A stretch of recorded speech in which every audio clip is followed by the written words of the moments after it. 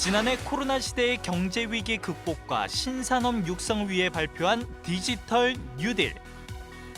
디지털 뉴딜을 성공적으로 이끌려면 데이터 시장 활성화와 세계 최고의 인공지능 기술 확보가 중요한데요. 하지만 첨단 기술의 발전이 가속화될수록 점점 벌어지는 디지털 격차와 최근 인공지능 윤리 문제까지 불거지며 현 시점 우리의 선결 과제가 무엇인지 여실히 드러났습니다. 안전하고 지속 가능한 디지털 생태계를 구축하려면 어떻게 해야 할까요? 장석영 과학기술정보통신부 제2차관과 함께 이야기 나눠봅니다. 지난 여름 정부가 대한민국의 새로운 100년을 위한 한국판 뉴딜 정책을 발표했습니다. 코로나19로 비대면으로의 전환이 가속화하는 가운데 우리 경제의 체질 전환도 시급한 과제로 떠올랐습니다. 새로운 경제 패러다임을 향한 닻을 올린 지 7개월이 지난 지금 디지털 경제로의 전환은 어떻게 진행되고 있을까요? 장석영 과학기술정보통신부 2차관 모시고 얘기 나눠보겠습니다. 안녕하세요. 예, 안녕하세요.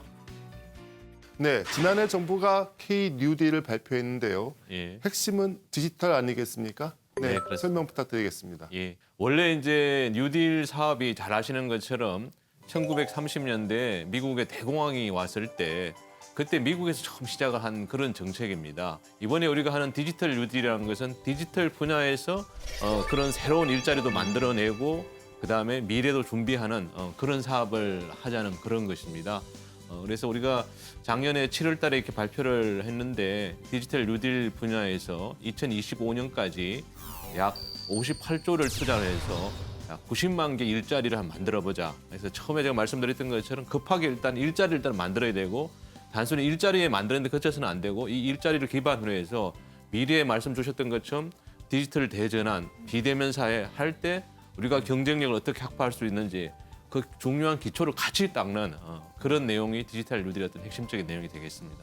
지난해 시작한 디지털 뉴딜이 이제 2년 차에 네. 접어들었는데요. 짧은 기간이긴 예. 했지만 많은 성과를 이뤘다고 예. 들었습니다. 눈에 띄는 성과가 있다면 어떤 게 있을까요? 예, 대표적으로 한 두 가지 정도만 좀 말씀을 드리겠습니다. 뉴딜을 통해서 궁극적으로 가려는 것은 데이터를 중심으로 해서 인공지능을 활성화하는 그런 겁니다. 조금 더 설명을 드릴 수 있지만은 사실 인공지능은 혼자 똑똑해지지 않습니다. 사람을 닮은 지능인데 인공지능이 똑똑해지려면은 공부를 해야 돼요. 사람도 공부를 해야 되는 것처럼. 그래서 인공지능이 공부를 하는데 필요한 것이 학습용 데이터입니다. 그래서 지금까지 우리나라에 그런 인공지능이 학습할 수 있는 학습용 데이터가 별로 없었어요. 작년에 정부에서 한 3천억 원을 투자해가지고 인공지능 학습용 데이터 한 4억 1천만 건을 만들었습니다. 그러면 이제 이걸 기초로 해가지고 인공지능이 공부를 할 수 있게 되는 거죠. 이 과정에서 약 작년에 저희들 판단하기로 한 4만 1,000개 정도 일자리를 창출을 해냈습니다. 두 번째로는 사실 이렇게 비대면 되면서 제일 이제 어려웠던 분들, 지금도 방역 이런 걸 하면서 조금 힘드신 분들이 소상공인, 뭐 중소기업 이런 쪽이지 않습니까? 그래서 이분들한테 예를 들면은 우리가 비대면 얘기를 많이 하는데 대기업에서는 뭐 다 잘하고 있어요. 그렇지만 중소기업에서는 어떻게 비대면을 해야 되는지 어떤 소프트웨어를 사야 되는지 이런 걸 잘 모릅니다. 그래서 중소기업들에게 그런 비대면 솔루션이라고 그러는데 비대면을 어떻게 할 수 있는지 그런 것들을 작년에 중소기업부 이렇게 정부에서 같이 해서 한 8만 개 기업들, 소상공인들 이런 분들께 비대면 솔루션을 우리가 지원을 해줬습니다. 그래서 이런 것들이 작년에 했던 것 중에 가장 대표적인 그런 성과라고 그렇게 생각이 듭니다. 과학기술 분야다 보니까 아무래도 그 시청자들이 이해하기는 좀 네. 어려운 그 얘기가 나오는데요. 예. 일단 나하고 어떤 관계가 있느냐, 네, 그 실생활에서 어떤 그 효과가 있었습니까? 빅데이터 인공지능 그러면 우리 일반 시장들이 뭐 일상생활에 접하기는 쉽지 않은 건데 한 두 가지 정도 제가 예를 들을 수가 있어요.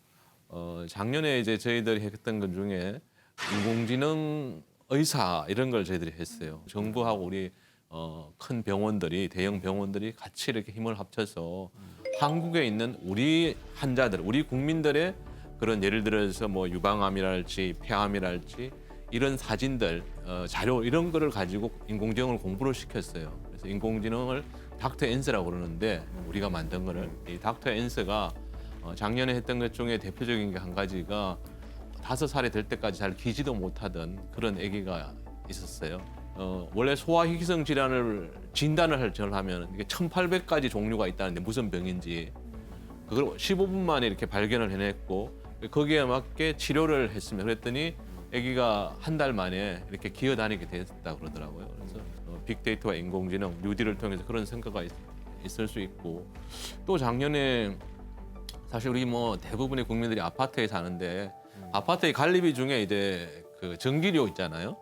이 전기료가 있는데 아파트 단지에 나오는 이 전기 사용량을 빅데이터를 보고 그 공동 전기 사용료를 좀 줄일 수 있는 방법을 이렇게 입주민들한테 알려준 거예요. 그랬더니 한 900세대 되는 서울에 있는 아파트인데 1년에 한 5천만 원 정도 전기료를 절감을 했습니다. 그래서 사실 빅데이터나 인공지능, 뉴딜이라는 게 우리랑 멀리 떨어져 있는 게 아니고 우리 일상에서 가까이 할 수도 있는 또 그런 걸 또 확산할 수 있는 그런 거라고 그렇게 생각을 하고 있습니다. 그럼 올해 2021년에 중점적으로 추진할 디지털 뉴딜 사업 어떤 게 있을까요? 예, 이게 한 3가지, 4가지 되는데 한번 제가 말씀드린 아까 전에 처음에 말씀드린 것처럼 인공지능이 똑똑해지려면은 공부를 해야 되는 거고 작년에 우리가 4억 한 1,000만 개 정도 학습용 데이터를 만들었는데 이걸 계속 더 만들어야 됩니다. 그래서 올해도 한 3천억 정도를 투자해서 3억 5천 건, 4억 건 정도의 그런 공부할 수 있는 데이터를 그렇게 만들 생각입니다. 그 다음에 저희들이 중요하게 생각하는 게 전국의 그 초중고 교실이 한 28만 개, 그러니까 공부하는 클래스, 수업을 하는데 한 28만 개쯤 되는데 그 교실에다가 초고속 와이파이를 전국 28만 개 교실에 일단 이렇게 구축을 올해부터 시작을 합니다. 그렇게 되면 우리 학생들, 초중고 학생들이 더 다양한 또 더 실감나는 그런 교육을 할 수 있을 걸로 그렇게 생각을 합니다. 그리고 또 여름이 되면은 사실 우리가 많이 걱정하는 게 갑자기 홍수가 나오고 막 이러지 않습니까? 산사태가 나오고요. 그래서 전국에 있는 그런 하천이 한 국가에서 관리하는 게 3,500개쯤 되는데 여기 한 70% 이상의 우리가 자동 원격 제어 시스템을 구축을 하려고 합니다. 그러면은 언제 이렇게 물이 넘칠 수 있고 이런 것들 예상할 수도 있고 또 산사태도 많이 일어나는데 이 산사태 예상되는데 이런 데 한 170개 정도의 센서를 붙이고 이 데이터를 주고받아서 국민들이 조금 더 미리 알 수 있고 또 거기에 대처할 수 있도록 하는 이런 사업들을 원래 역점적으로 그렇게 할 생각입니다. 이 디지털 뉴딜이 제대로 정착하기 위해서는 법 제도가 뒷받침돼야 될 텐데요. 올해 추진 중인 법안이 있다고 합니다. 관련 영상 보고 대담 이어가도록 하겠습니다.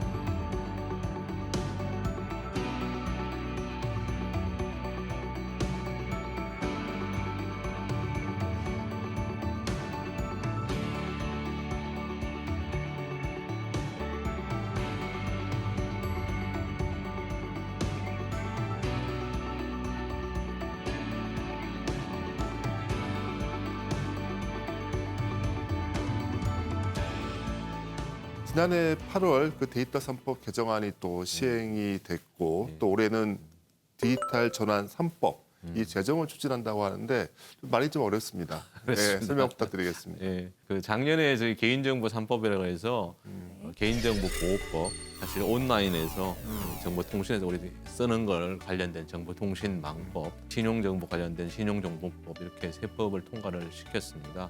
그래서 그걸 해서 기본적으로 이제 데이터를 쓸 수 있는 그런 물건을 이렇게 탔다고 할 수 있는데 좀 더 본격적으로 이렇게 데이터 시대를 대비하기 위한 그런 법이 준비가 필요하다. 그런 요구가 시장에서 기업들에서 많이 있었습니다.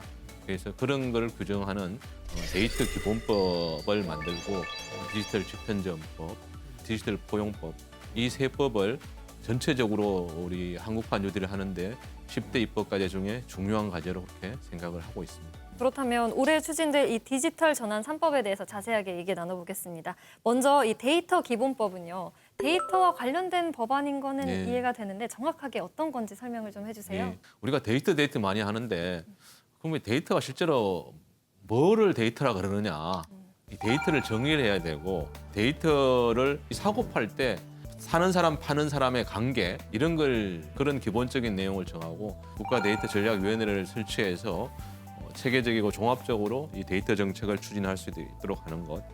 데이터도 이렇게 사고 팔려면 거래소 같은 걸 할 건지 말 건지, 데이터가 얼마인지 가치를 평가할 수 있는 것.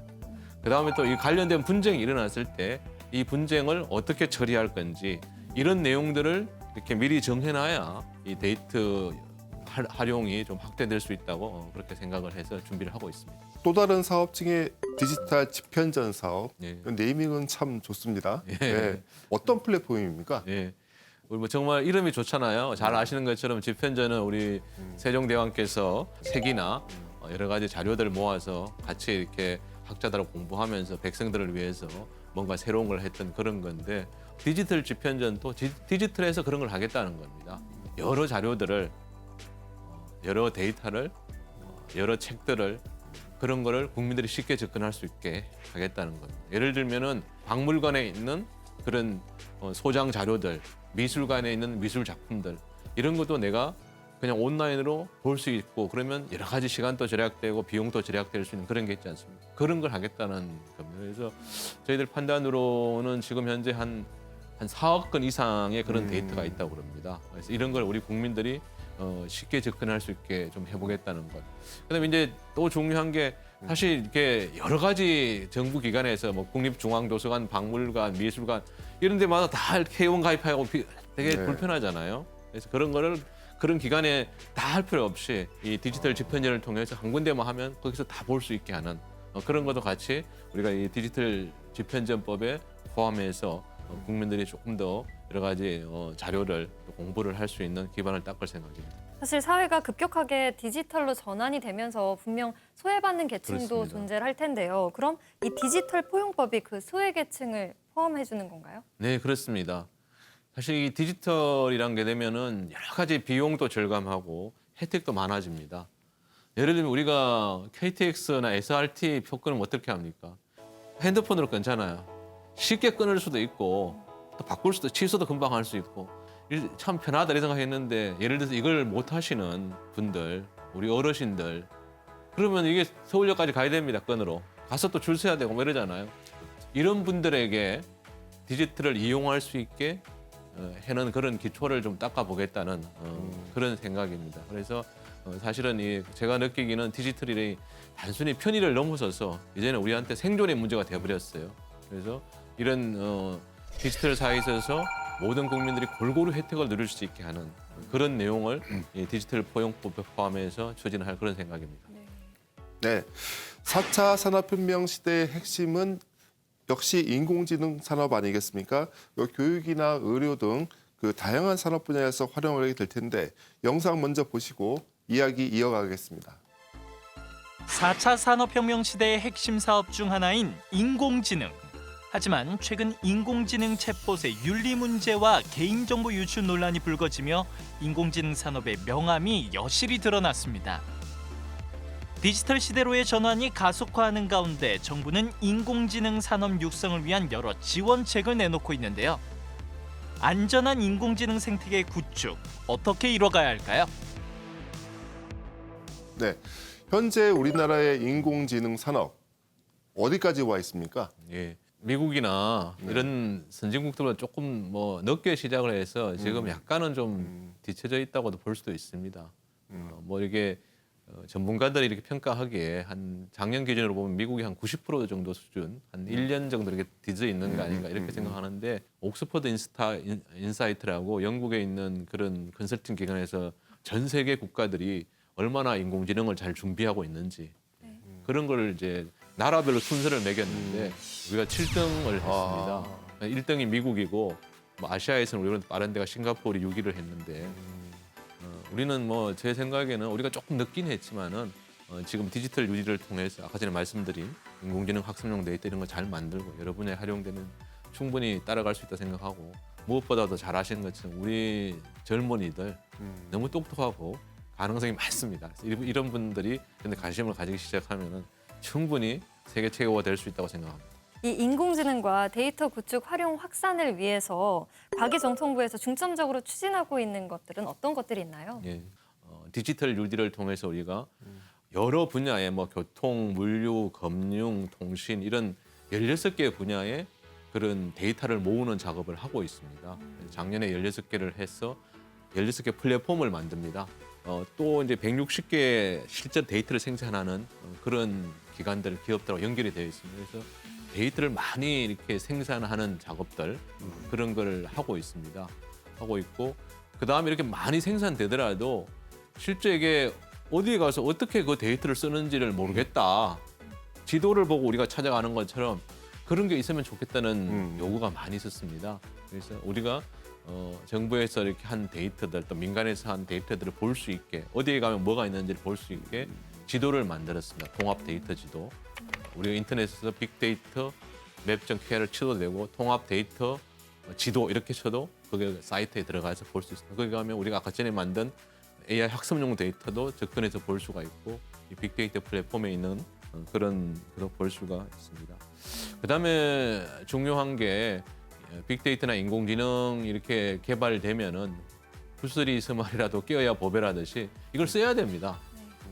활용이 돼야 됩니다. 그래서 우리가 만든 이 인공지능 빅데이터를 분석한 것이 여러 분야에서 실제 국민들이 체감할 수 있게 하는 그런 사업들을 준비를 하고 있습니다.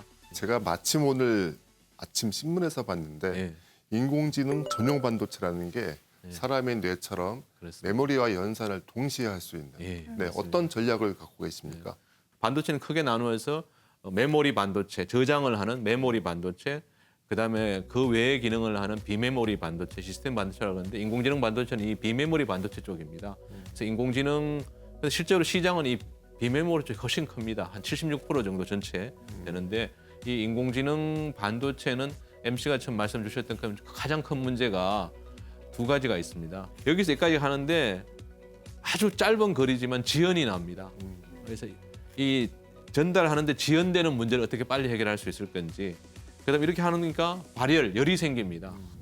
지연과 열이 생기는 이 문제를 어떻게 해결해야 되는지가 가장 큰 숙제인데 이걸 좀 해결해야하는 것이 아이디어가 이 두 개를 합친 겁니다. 기억 장치 안에서 계산까지 하면은 된다. 그래서 그걸 저희들이 많이 하고 있습니다. 그래서 영어로 해서 이 PIM이라고 Processing in Memory. 프로세싱이 연산이잖아요. 네. 메모리는 저장 장치 안에서 연산 이런 것 중심으로 해서 인공지능 반도체 개발을 적극적으로 하고 있습니다. 최근 그 인공지능 로봇 이루다 예. 아주 그냥 그 윤리 이슈가 네. 전 그 사회에서 떠들썩했었는데 이제 결국 서비스가 종료는 됐습니다. 그런데 인공지능 윤리와 관련해서 저 정부에서는 뭐 재발 방지를 위해서 어떤 그 대책을 갖고 계십니까? 예. 그래서 아주 중요한 문제라고 생각하고 있습니다. 윤리가 가장 어쩌면 중요한 부분 중에 한 가지인데, 근데 사실 이 윤리라는 것은 우리 잘 아시는 것처럼 시청자님도 아시는 것처럼 누가 이게 강제로 정하기 어렵습니다. 부모님께 효도하고 이런 건 윤리잖아요. 근데 이걸 법에서 부모님께 효도해라, 일주일에 몇 분씩 찾아봐 이렇게 할 수가 없어요. 인공지능 윤리도 저희들 생각으로는 정부가 강제적으로 뭘 딱 정해서 이렇게 하자, 이거는 맞지 않다고 생각을 하고 있습니다. 그러면 다만 정부는 그런 논의를 시작할 수 있게 어떤 논의의 어떤 소재거리, 단초 이런 걸 우리가 좀 만들어주면은 이런 걸 기초로 해서 다양하게 자기 생각도 또 얘기하고 의견을 나눌 거 아니냐, 이런 생각에서 작년에 가기정통부 중심으로 해서 여러 전문가들과 같이 인공지능 윤리 기준을 이제 발표를 했습니다.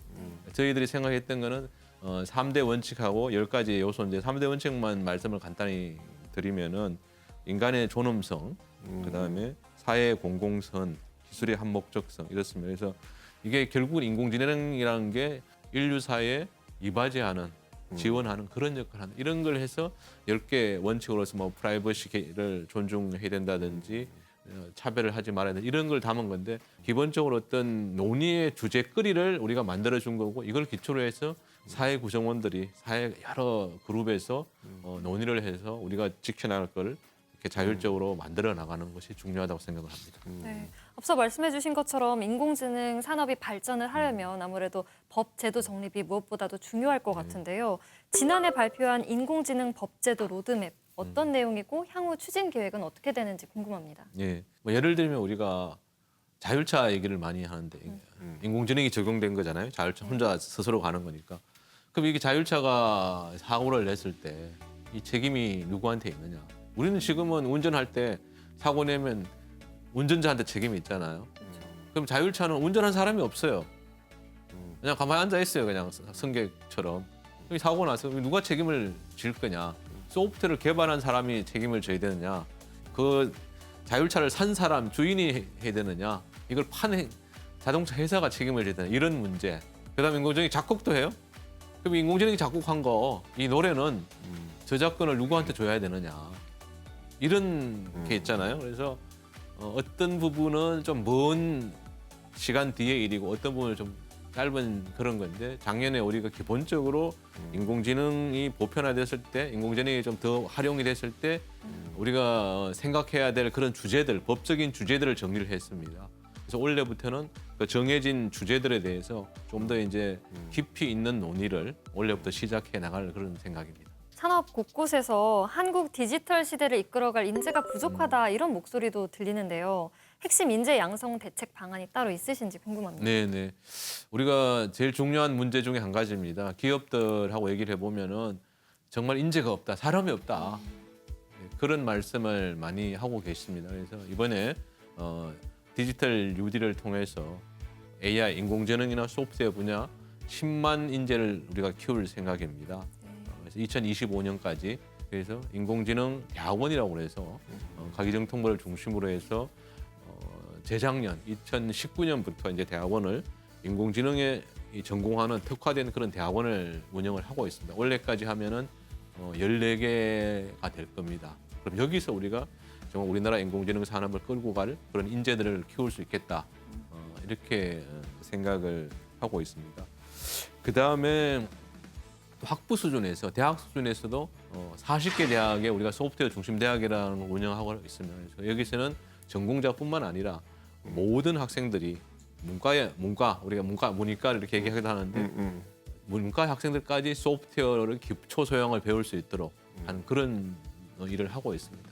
또 새로운 용어가 나왔는데요. 데이터댐. 네. 데이터를 물처럼 가둬놨다가 필요할 때 꺼내서 쓴다는 말이겠죠? 예, 그렇습니다. 데이터가 여러 분야에서 나옵니다. 여러 물줄기처럼 예를 들면은 병원에서 나오는 데이터도 있고 학교에서 나오는 데이터도 있고 집에서 나오는 데이터도 있고 방송국에서 나오는 데이터도 있고 이런 데이터를 다 모읍니다. 다 모아서 빅데이터 분석을 하면은 인공지능을 공부를 시킵니다. 학습을 시킵니다. 이 학습된 인공지능을 도시에 보내면은 스마트 시티가 되는 거고 도시에 활용하면 공장에서 쓰면 스마트 공장이 되는 거고 병원에서 쓰면은 스마트 병원이 됩니다. 이렇게 하겠다는 것이 데이터댐입니다. 그래서 작년부터 우리 가기정통부를 중심으로 해서 이 데이터댐 사업을 추진을 하고 있습니다. 네, 우리 생활을 편리하게 해주는 디지털 서비스를 실현하게 해주는 게 바로 5G인데요. 준비된 영상 보고 5G 관련 얘기 나눠보도록 하겠습니다.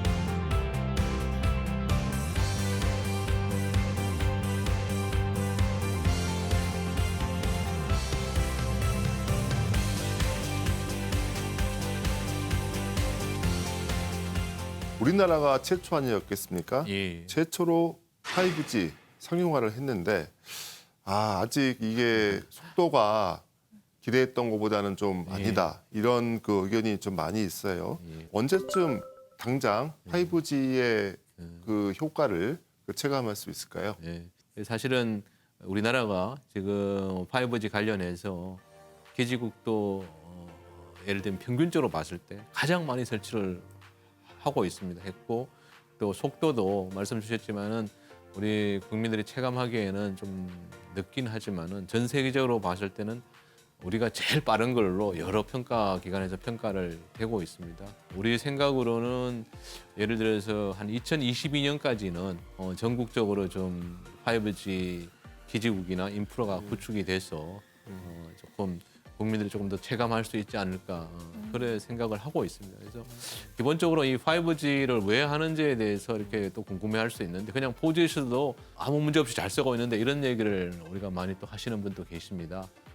아까 전에 말씀드리는 것처럼 4차 산업혁명이나 디지털 대전환을 하기 위해서는 데이터가 중요한데 이 데이터를 제대로 전달하기 위해서는 이 5G가 필요하다는 겁니다. 저희들은 그래서 이걸 묶어서 DNA라고 그럽니다. 데이터, 네트워크, AI, 인공지능 이게 그래서 앞으로 우리 사회에 어떤 국가의 경쟁력이나 국가의 특징을 결정하는 것은 DNA라 이렇게 생각을 하고 있습니다. 그래서 5G가 DNA의 어떤 출발점으로서 데이터를 전달하고 나누는 데서 중요한 역할을 하고 있다 이렇게 보시면 되겠습니다. 서비스 그리고 디바이스 예, 요게 좀 이 부분도 약간 좀 내성에 맞습니다. 차지 않는다 맞습니다. 그런 지적이 있습니다. 예, 맞습니다. 저희들도 안타깝게 이제 생각하고 노력을 더 많이 해야 된다고 생각하는데 4G가 나왔을 때는 예를 들어서 뭐 동영상 이런 걸 많이 보면서 스마트폰 앱을 통해서 스마트폰이 많이 팔리고 실제 체감을 했는데 5G 되면서 아직도 그런 게 잘 없다 이렇게 말씀을 많이 주십니다. 저희들 생각으로는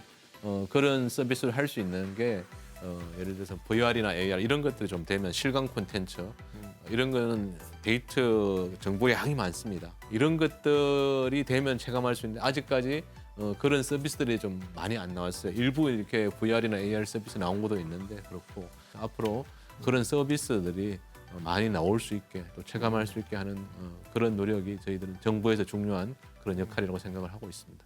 최근에 5G 플러스 전략위원회에서 MEC 기술을 활용한 5G 융합 서비스 활성화 방안을 발표를 했습니다. 사실 이게 용어가 좀 아무래도 어렵게 느껴지는데 진짜 MEC라는 게 정확하게 어떤 것이고 또 어떤 정책을 추진할 예정이신 건가요? 네, 오늘 뭐 나온 얘기 중에 어쩌면 가장 어려운 말이 MEC 같습니다. MEC라는 것은 영어로 이제 모바일 네. 이동 통신 모바일 엣지 컴퓨팅입니다. 엣지라는 건 끝단입니다. 네. 우리가 예를 들어서 이 물이 뜨거우면은 제가 이 딱 잡았을 때 이 물이 뜨겁다는 걸 알잖아요. 네. 이 여기 손이 느끼는 요 손끝에 이게 느끼는 게 아니고 제가 이걸 잡았을 때 뜨겁다는 정보가 이렇게 신경을 타고 뇌에 전달이 돼서 뇌에서 판단을 하는 거죠. 지금 뜨겁네. 이렇게 뜨거우니까 손대. 이렇게 명령을 내리잖아요. 이게 아주 짧은 시간이지만 이 정보가 이렇게 전달돼 가지고 또 명령을 내려서 또 명령이 전달된단 말이에요. 자율차를 얘기를 들면 자율차가 예를 들면 가다가 거리가 좁혀져요. 그럼 브레이크를 밟아야 돼요.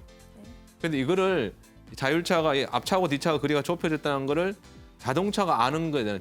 인식을 하면은 제일 좋은 기존의 방식은 이 자동차가 느껴서 이 정보가 이렇게 전달이 됩니다. 밖에 있는 컴퓨터 중앙 서버로 중앙 장치로 갔다가 다시 이렇게 와요. 이러면 시간이 걸릴 거잖아요.